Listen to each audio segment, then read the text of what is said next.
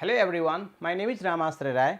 Welcome at MMC. तो guys, आज के इस लेक्चर में मैं मोस्ट 25 इंपॉर्टेंट वन वर्ड को डिस्कस करूंगा। चलिए देखते हैं। प्रैक्टिस नंबर 41 है आपका, an event which happen one in 5 years. ऐसा कोई इवेंट जो हर 5 साल में होता हो, उसे क्या कहते हैं? उसे हम लोग बोलते हैं, है ना, क्विनक्वेनियल। क्विनक्वेनियल जो होता है वो घटना होती है जो हर 5 साल के बाद घटती है। देख लीजिए, बहुत simple, रेक्यूरिंग every 5 years and occurring once every 5 years or over period of 5 years। कोई ऐसी घटना जो 5 साल बाद हो। बड़ा इंपॉर्टेंट वर्ड है। टू स्ट्रगल हेल्पलेसली, इसे क्या कहते हैं? इम्प्लोर या फ्लाउंडर चम।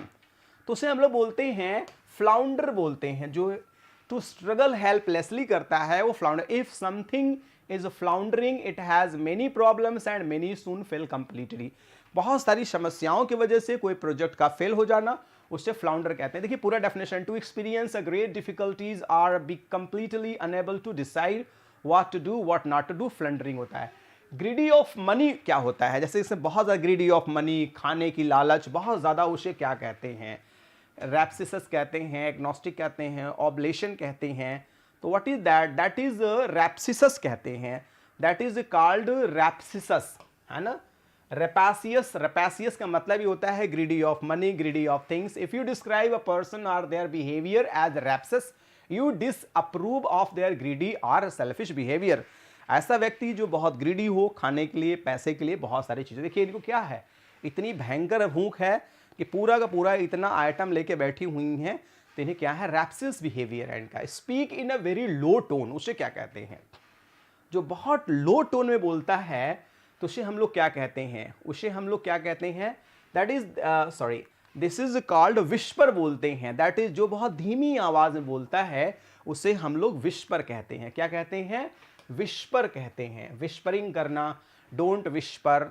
व्हेन यू विस्पर यू से समथिंग वेरी क्वाइटली, बहुत धीरे से कहते हैं। Using your breathe rather than your throat, बहुत धीरे से लोग, तो उसमें आवाज नहीं होती है, वाइब्रेशन के माध्यम से लोग कान में जाके बहुत धीमे से कहते हैं। देखिए ये छोटा सा बच्चा दूसरे बच्चे को क्या कर रहा है? विस्पर कर रहा है, कह रहा है, कोई बात कह रहा है।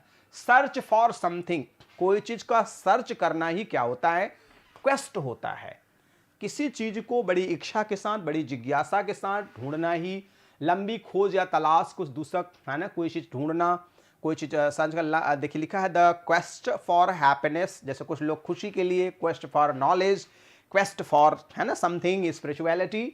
तो होता है, देखिए, quest for knowledge, this man is running for quest of knowledge, he wants to get something. A gigantic statue क्या होता है? बहुत बड़े ऊंची स्टैचू को हम लोग कोलोसस कहते हैं। कोलोसस बिल्डिंग, स्पेशली इसका प्रयोग स्टैचू के लिए ही हम लोग करते हैं, कोलोसस बिल्डिंग। देखिए पूरा डेफिनेशन है, if you describe someone or something as the colossus, you think that they are extremely important and great in ability or size. He was a colossus and legend. कोई व्यक्ति को भी, देखिए Colossus buildings हैं, इमारतें को लिए स्पेशली यूज किया जाता है। ये कोलोसस बिल्डिंग्स हैं, है ना, स्काई क्रीपर भी हैं, है ना, इन्हें गगनचुंबी इमारत भी इसे कहते हैं। Instrument used for coding and decoding messages, उसे क्या कहते हैं? तो क्रिप्टोग्राफ, कार्डियोग्राफ, सिस्मोग्राफ, तो उसे हम लोग सिंपली क्रिप्टोग्राफ कहते हैं। कोडिंग डिकोडिंग के लिए जो हम लोग यूज करते हैं क्रिप्टोग्राफ होता है। Cryptograph Greek means that secret writing, जैसे कुछ इस शब्दों के माध्यम से कोई सीक्रेट मैसेज एक दूसरे जगह से कन्वे किया जाता है, उसे क्रिप्टोग्राफ का। Cryptograph is an art that and science for achieving security by encoding the readable format data in a non readable form. ठीक है, आप उसे पढ़ नहीं सकते, कोडिंग डिकोडिंग ऐसे ही होता है। तो इसका भी प्रयोग किया जाता है क्रिप्टोग्राफ के लिए। The base frame of a car or other wheeled vehicles, जैसे कोई कार बनती है उसका एक बेस फ्रेम होता है, बिना उसके काम नहीं हो सकता। उसको बेस फ्रेम को ही क्या कहा जाता है? फ्यूसलेज कहा जाता है। मैं आपको इसको अच्छे से डिफाइन करता हूं। फ्यूसलेज क्या होता है? देखिए पूरा लिखा हुआ है, main body of an aircraft to which wings, tail and engine are attached. उसका मेन पार्ट होता है जो बॉडी का, जिसपे सारी उसका पूरा स्ट्रक्चर ही उस पर आधारित होता है।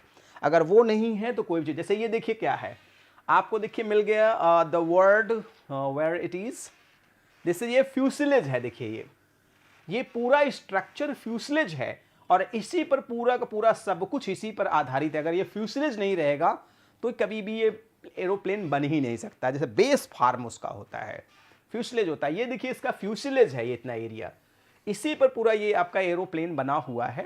तभी आप एरोप्लेन या कोई भी फोर व्हीलर जो होती है that can not be expressed in words. उससे हम लोग क्या कहते हैं, जो हम शब्दों में नहीं बयां कर सकते हैं उससे इनएफेबल कहते हैं। एफेबल, इनएफेबल का मतलब जिसे हम वर्ड में एक्सप्राइब नहीं कर सकते, incapable of being expressed or describe in words, जिसे हम शब्दों में बयान नहीं कर सकते, that is called ineffable.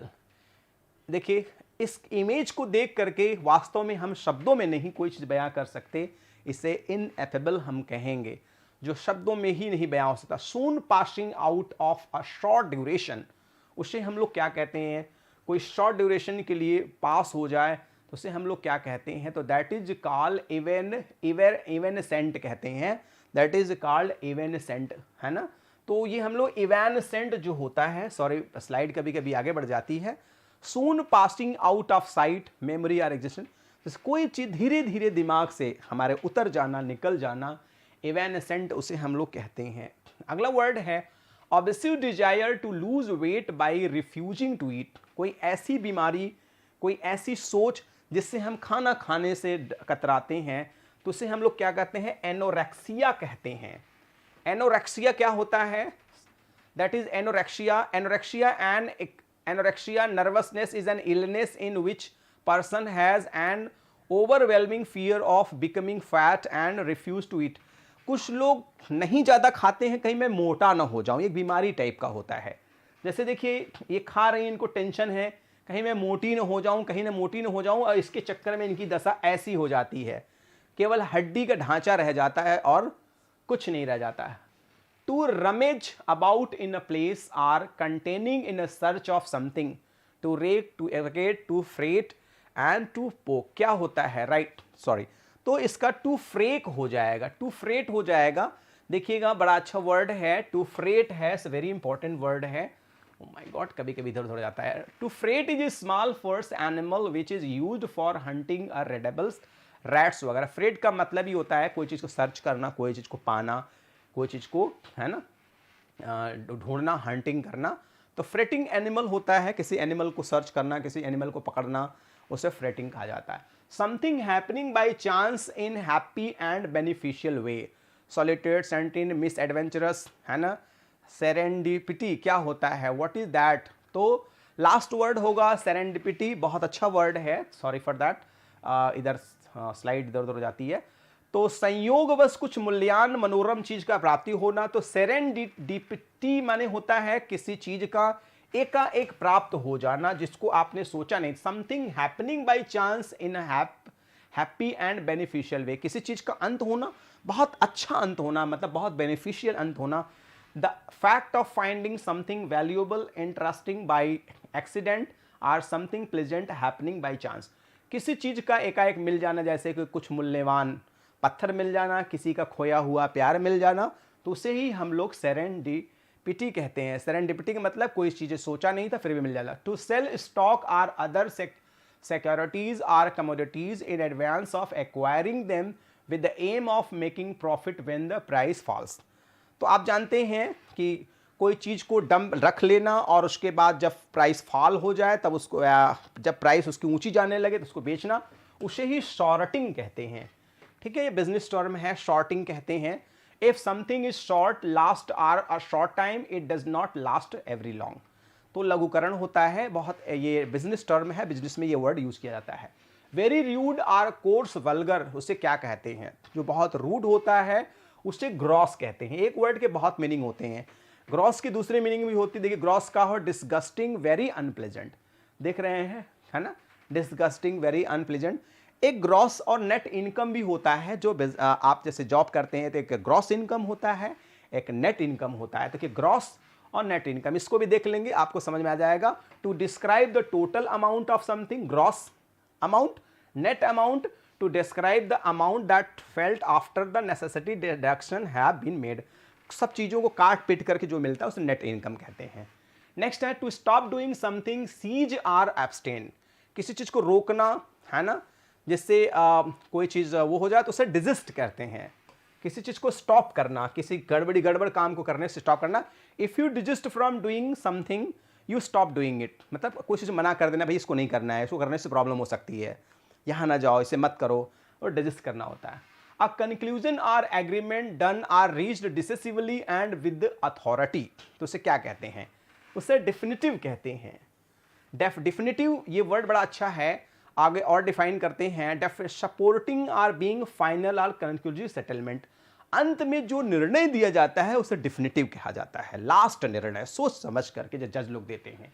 A trace or remnant of something that is disappearing or no longer exist, कोई जैसे कोई घटना घटी और घटना घटाने वाला व्यक्ति ने पूरा सब कुछ वहां से हटा दिया, तो वेस्टीज होता है, साक्ष्य, और कोई चीज ना मिलना वेस्टीज होता है। Investigate to find vestiges of truth, सच्चाई को ढूंढने की पूरी कोशिश करना ही, इसे ही बोलते हैं हम लोग vestiges. Involving immoral or dishonourable action and motives, उसको क्या बोलते हैं हम लोग? स्कर्स, इमैकुलेट, सॉर्डिड कहते हैं। सॉर्डिड का मतलब ही होता है बहुत घोर जन्य अपराध। अब अपराध किस लेवल का है? If you describe someone behaviour as sordid you mean that it is immoral or dishonest. अगर आप किसी को सॉर्डिड कहते हैं तो बहुत ईमानदार, देखिए, लेट्स किल देम, चलो उनको मार देते हैं, and cut them into pieces, और उनको टुकड़े टुकड़े काट देते हैं, small little bits that we feed our dogs, और उसको काट के कुत्तों को खिलाते हैं। तीन बार अपराध किया गया, तो देख सकते हैं ये सॉर्डिड होता है। Oh Carrie, you said that seriously, that is sordid, और ये सॉर्डिड हुआ, किसी को काटना, काट के फेंक देना।